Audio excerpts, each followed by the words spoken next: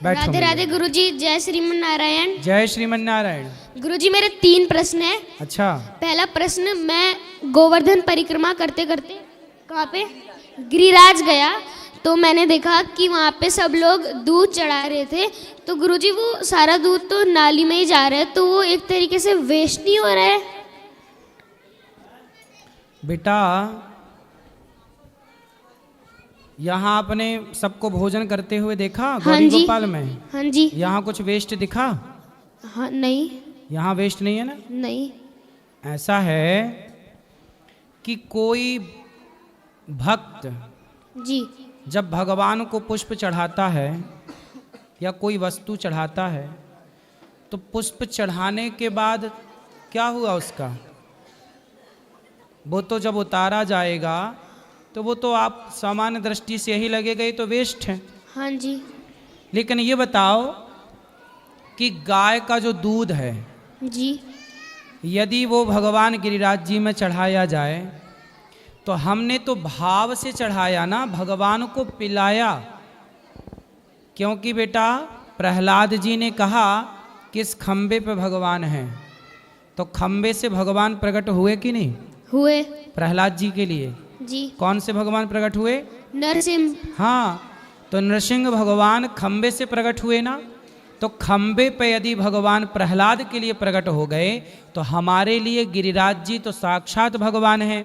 जब हम दूध पिलाते हैं तो सामान्य दृष्टि से तो यही लगता है कि नाली में जा रहा, पर भक्त के भाव से तो ऐसा लगता है कि वो भगवान ही ग्रहण कर रहे हैं। ठीक है? क्योंकि यदि भाव की दृष्टि देखी जाए, गरीबों में भी बांटना चाहिए बेटा, लेकिन गाय का दूध है, गाय रोज दूध देती है, ऐसा है ना। शराबी शराब पीता है, तो शराबी जब शराब पीता है तो बताओ शराब यदि 100 रुपए की आती है या 50 रुपए की आती है तो वो शराब पीने वाला पैसा वेस्ट कर रहा है कि पैसे का सदुपयोग कर रहा है? वेस्ट कर रहे हैं। वेस्ट कर रहा है। जी। तो फिर किसी शराबी से ये क्यों नहीं बोला जाता कि आप पैसा क्यों वेस्ट कर रहे हो शराब पीकर? वो पैसा किसी गरीब को बांट दिया जाए, किसी की भूख मिटा दी जाए। क्यों हाँ नहीं जी। पूछा जाता ये सवाल? शंकर जी के ऊपर दूध चढ़ाना, गिरिराज जी पर दूध चढ़ाना, वो गाय का दूध है। गिरिराज जी पर ही गैया चराते थे भगवान, गिरिराज जी पर ही गैया चराते थे भगवान। तो गिरिराज जी को ही भगवान ने गाय का दूध भी पिलाया।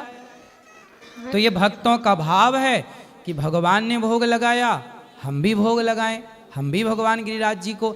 वो दिखता है कि वेस्ट हो रहा है। और गाय का दूध तो देखो वहाँ बेचने वाले, उनको भी तो रोजगार मिलता होगा कि नहीं? हाँ जी। 5 रुपए का दूध बेच रहे हैं, 10 रुपए का दूध बेच रहे हैं, हजारों लोग दूध बेच के अपना रोजी रोटी कमा रहे हैं। तो शराब पीना यदि पैसा वेस्ट है तो शराबियों से क्यों नहीं ये सवाल किया जाता कि आप पैसा वेस्ट क्यों करते हो? ये गरीबों में क्यों नहीं बांट देते? ये बात सही है कि गलत है? सही है गुरुजी। केवल दूध को ही, गिरिराज जी को ही, शंकर जी को ही हम टारगेट क्यों करें? उन मूवी बनाने वाले सुपर डुपर स्टारों से भी तो पूछा जाए कि तुमने शंकर जी के ऊपर दूध चढ़ाने के लिए मूवी बनाई, तो किसी शराबी से पूछ लेते कि भाई तुम शराब क्यों पी रहे हो? गरीबों की तुम्हें तभी याद नहीं आई जब शराब करोड़ों की बिक रही और ये फिल्मी जगत के लोग शराब का खूब प्रचार करते हैं। अब बताओ आप क्या सही है क्या गलत है? आप बताओ। गुरुजी आपकी बात ही सही है। कौन सी बात सही है? कि जो आपने बोला कि उनसे क्यों नहीं पूछते, तो ये वेस्ट नहीं है, अपनी अपनी श्रद्धा है। हाँ, ये अपना भाव है ना बेटा। हाँ जी। और दूध भी चढ़ाने वाला कितने का चढ़ाता है? 10 रुपए का चढ़ाता है, जी। 20 रुपए का चढ़ाता है बस। और शराब तो 100 रुपए की पी जाता है। और शराब से कैंसर भी होता है, नुकसान भी होता है। जबकि दूध तो यदि पड़ा है तो उसे चींटी आके चाट लेगी, चींटी जी कोई ना कोई जीव तो जमीन में पड़ा पा ही लेगा। नाली में यदि बह रहा है, एक्चुअली क्या है ना बेटा, आजकल नालियां हैं, पहले जितने भी मंदिर थे, शिवालय थे, सारे मंदिर शिवालय नदियों के किनारे थे। किसके किनारे थे? नदियों के और तालाबों के, झीलों के। तो जितना भी दूध इत्यादि चढ़ता था ना, वो जाता था नदियों में और नदियों की मछलियां दूध का पान करती थीं, दूध पीती थीं। अब चूंकि वो नदियां ही नाला हो गई, अब जैसे यमुना जी हैं, हाँ जी। यमुना जी तो यमुना मैया है ना, लेकिन इतना आजकल नाला मिला दिया कि अब शुद्ध जल बचा ही नहीं, नाला ही नाला दिखता है। ऐसे ही ना बेटा, बहुत सारी नदियों को, जैसे शंकर जी उज्जैन में है महाकाल, वहाँ क्षिप्रा नदी है।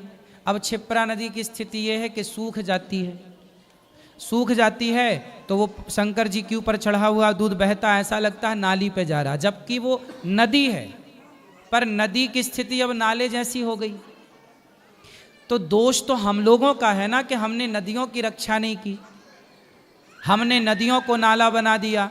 और नदियाँ थीं तो मछलियाँ थीं, मछलियाँ थीं तो दूध वेस्ट नहीं था, मछलियाँ पीती थी। आप बताओ सही है कि गलत है? सही है गुरुजी। क्या सही है? यही कि अपना अपना भाव है, जो चढ़ा रहा है उसे चढ़ाने दो। चलो अब दूसरा प्रश्न। गुरुजी मेरा दूसरा प्रश्न ये है कि मैं जब पढ़ने बैठता हूँ या पूजा करता हूँ तो मेरा मन बहुत भागता है गुरुजी, लगता नहीं है। तो कोई बात नहीं, मन का स्वभाव ही भागना है। ऐसा है, मन सबका भागता है, मेरा भी भागता है, आपका भी भागता है, आपके माता पिता का भी भागता है, और यहाँ जितने बैठे हैं ना सबका मन भागता है।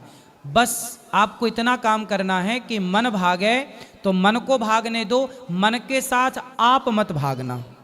यदि आपका मन भाग रहा है तो भाग, मैं नहीं भागूंगा तेरे साथ। यदि मैंने अपने पे कंट्रोल कर लिया तो मन कब तक भागेगा? एक दिन आएगा छतरी के नीचे, कंट्रोल होगा, कहाँ जाएगा भाग के? इसलिए मन को साधो बेटा, ये प्रैक्टिस से होगा, अभ्यास ने तो कौन्तेय, अभ्यास करो। धीरे धीरे आपका मन आपके कंट्रोल में होगा। कैसे होगा? आपको लिखना आता है? हाँ जी। तो आपने लिखना कैसे सीखा? धीरे धीरे प्रैक्टिस करके। प्रैक्टिस की ना? हाँ जी। साइकिल चलानी आती है? जी।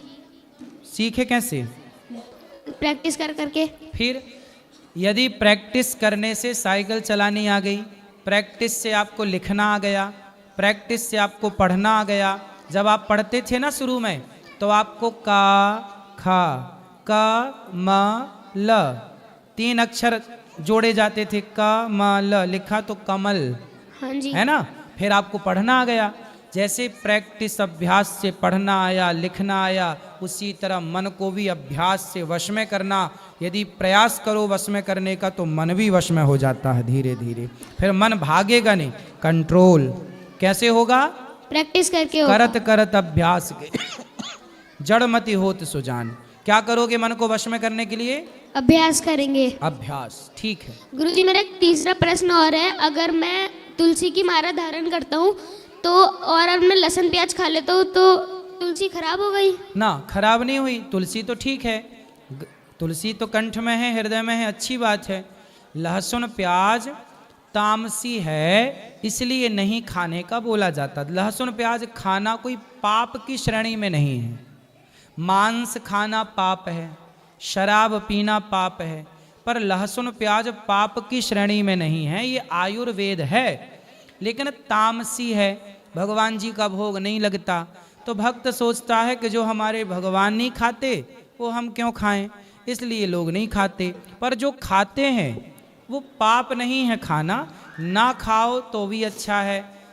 ऐसा है ना, खाते हो ना तो ऐसा लगता है खाना, लेकिन नहीं खाना शुरू कर दोगे ना तो धीरे धीरे आपको फिर बिना लहसुन प्याज के भोजन अच्छा लगने लग जाएगा। गुरुजी पर अगर माला पहनी है तो खाना चाहिए या नहीं खाना चाहिए?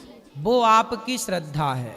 ना खाओ तो बहुत अच्छा है, धीरे धीरे छोड़ दो बहुत अच्छा है। खा रहे हैं आप तो वो पाप की श्रेणी में तो नहीं है। आप अपनी इच्छा से उसे छोड़ दें या आपकी अपनी इच्छा जो है वो करें। गुरुजी मेरे